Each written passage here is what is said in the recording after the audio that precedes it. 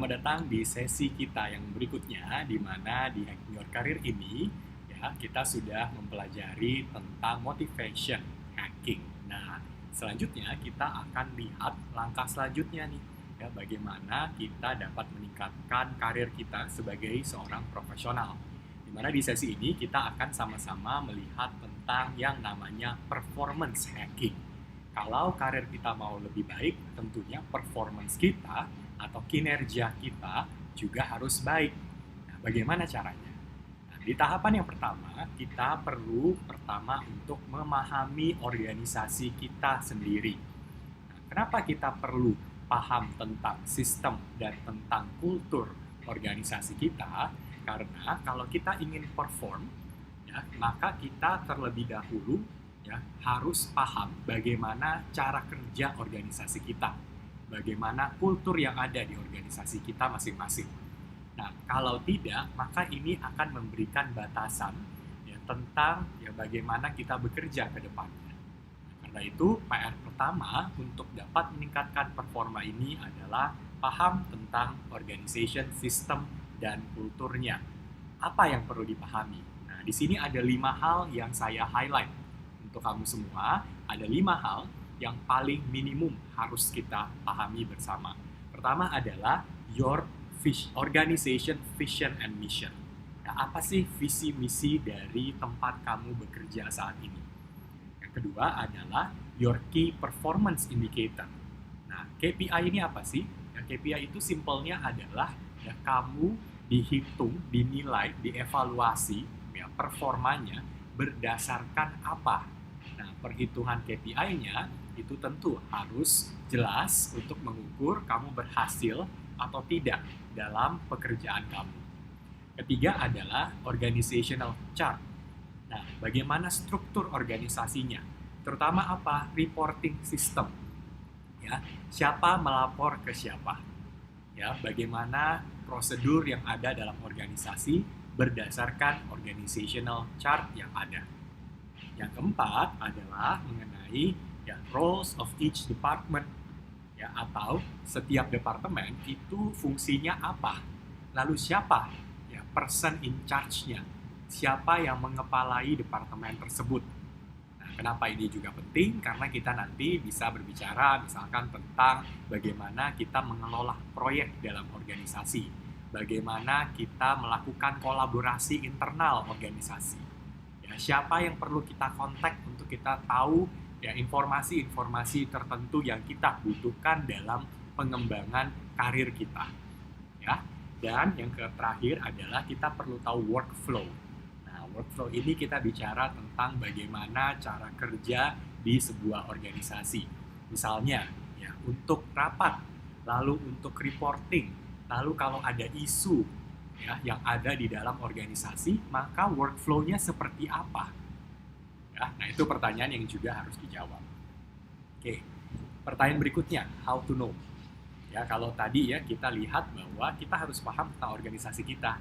Pertanyaannya, cara taunya dari mana? Nah, ada 2 ya, yaitu melalui belajar secara formal dan belajar secara informal. Belajar secara formal ini kita bisa melihat misalkan dari web page atau dari database ya, dari organisasi kita masing-masing. Di tempat kerja itu ya biasanya mungkin ada internal website di mana ini berfungsi agar para karyawan itu bisa tahu informasi-informasi tentang perusahaannya. Atau kalaupun tidak ada ya mungkin kita bisa melihat pada dokumentasi yang ada di katakanlah di HRD kita ya atau di departemen terkait. Kedua, formal learning juga kita bisa dapatkan melalui training session. Jadi sesi-sesi kita belajar bersama-sama ya yang dibawakan oleh orang-orang di dalam perusahaan tersebut. Dan yang ketiga adalah kita juga bisa memperkaya diri kita ya, mengetahui lebih banyak tentang organisasi kita melalui sesi-sesi misalkan dengan Departemen Human Resource atau ya kita juga bisa mendapatkan mentorship bahkan ya, dari orang-orang yang mungkin bisa dijadikan sebagai mentor ya baik secara formal yang diberikan oleh perusahaan atau bisa juga kita mintakan orang-orang tertentu menjadi mentor kita ya, selama kita bekerja. Kedua, kita bisa lihat dari informal learning.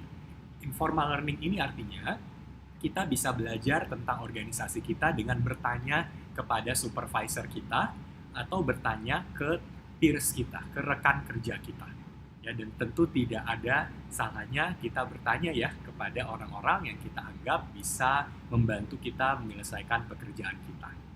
Kemudian observe, tapi do not assume. Nah, ini maksudnya apa? Dalam pekerjaan kita, kita bisa melakukan observasi bagaimana rekan kita juga melakukan pekerjaan mereka. Nah, tapi satu hal yang perlu kita pikirkan baik-baik adalah jangan berasumsi dari apa yang kita observasi. Ya, karena asumsi kita bisa jadi salah, ya, tidak sesuai dengan kenyataan sebenarnya. Ya, kalau kita observasi, kita lihat, nah sebelum kita simpulkan, itu kita bisa tanya kepada orang yang bersangkutan.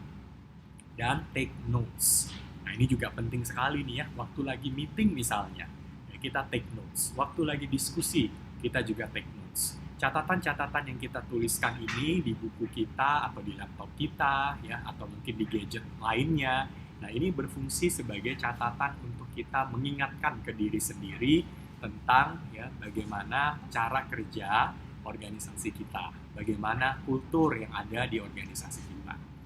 Nah, selanjutnya kita ya, untuk dapat meningkatkan performa, hal yang berikutnya adalah bagaimana kita mengatur, ya, memanage prioritas kita.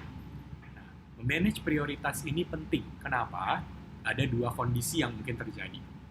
Yang pertama, teman-teman, ya, bisa jadi teman-teman ini punya banyak sekali hal yang harus dilakukan. Nah, karena saking banyaknya hal yang harus dilakukan, kita harus paham bahwa tidak semuanya punya level of attention yang sama. Tidak semuanya memiliki tingkat kepentingan yang sama. Jadi, memanage prioritas itu satu kunci untuk menjawab permasalahan ini. Kedua, kenapa kita perlu manage prioritas? Karena mungkin saja teman-teman ini punya side job. Ya, teman-teman ini punya pekerjaan freelance misalnya. Nah, hal-hal yang seperti ini ya sudah sangat lumrah dan biasanya perusahaan-perusahaan juga sudah memperbolehkan ya karyawannya untuk punya side job. Nah, permasalahannya adalah ketika teman-teman punya banyak side job, ini akan mulai memunculkan permasalahan mengenai prioritas. Bagaimana mengatur pekerjaan utama, pekerjaan side job, ya, dan hal-hal lainnya. Sehingga dari situ kita juga sama-sama perlu belajar tentang managing prioritas. Nah, manage prioritas ini, prinsipnya adalah kita perlu menggunakan yang namanya Pareto Principle. Apa sih Pareto Principle itu? Nah, Pareto Principle ini ya mengatakan bahwa ya, kita bisa mendapatkan hasil semaksimal mungkin dan biasanya ya, hasil yang semaksimal mungkin ini sebenarnya didapatkan dari 20% ya, dari apa yang kita lakukan. 20% ini adalah 20% yang paling penting. Nah, jadi kita ya, prakteknya adalah teman-teman perlu membuat list. Apa yang harus teman-teman lakukan? Misalkan listnya ini mingguan atau harian. Nah, lalu lihat dari list ini mana yang merupakan pekerjaan yang bisa memberikan dampak paling besar bagi pekerjaan teman-teman, bagi performa teman-teman. Nah, 20% inilah yang harus menjadi prioritas utama yang dikerjakan terlebih dahulu. Nah, ketika impact-nya besar, maka tentu saja dampak ke karir pun akan besar. Oke. Berikutnya kita juga lihat tools-nya. Ya, kalau saya ingin meningkatkan performa saya, maka saya juga bisa dibantu sebenarnya melalui software-software, yang melalui berbagai perangkat-perangkat yang bisa kita gunakan. Ya. Nah, tools-nya ada apa saja? Kalau kita lihat di sini ya, tools-nya yang penting tools yang membantu teman-teman secara harian, mingguan, ya, tahunan, bahkan ya, bulanan atau bahkan mungkin tahunan. Nah, tools-tools ini ya saya berikan contoh, misalnya yang paling simple. Nah, teman-teman di sini sudah punya kalender atau belum? Nah, itu yang paling mudah. Ya, kalender aktivitas. Ya, kalender aktivitas ini kita bisa menggunakan ya bermacam-macam software yang tersedia di luar sana secara gratis ya teman-teman. Lalu di sini teman-teman bisa menggunakan metode yang namanya GTD method. GTD method ini adalah ya metode di mana teman-teman ya membreakdown aktivitas, ya melakukan breakdown aktivitas yang besar menjadi kelompok-kelompok yang lebih kecil, aktivitas-aktivitas yang lebih kecil. Nah, dari aktivitas-aktivitas yang lebih kecil ini, ya teman-teman tidak akan merasa kewalahan karena kesannya simple. Kesannya ya yang dilakukan adalah hal-hal yang sederhana.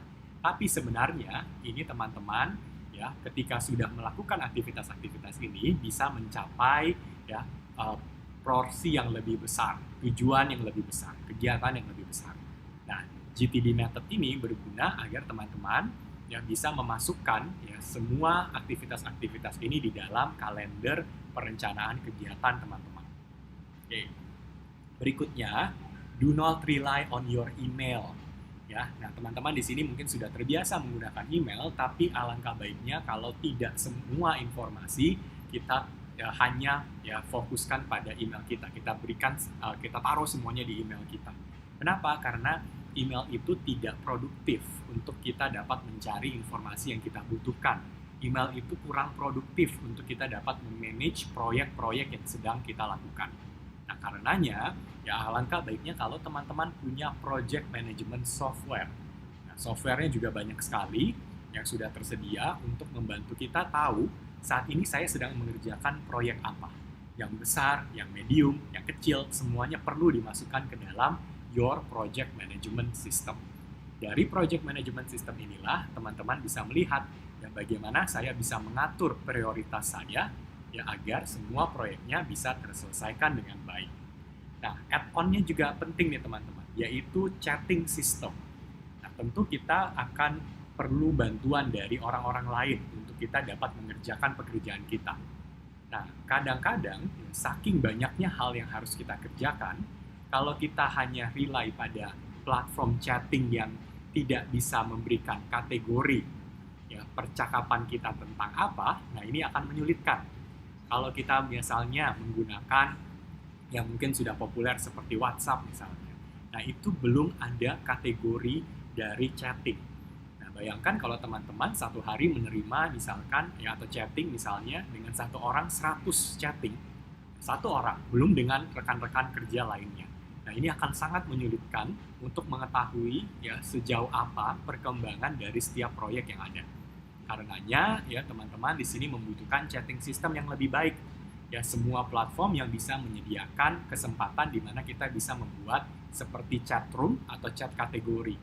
Nah, dari sinilah kita bisa chatting berdasarkan ya kategori-kategori ini.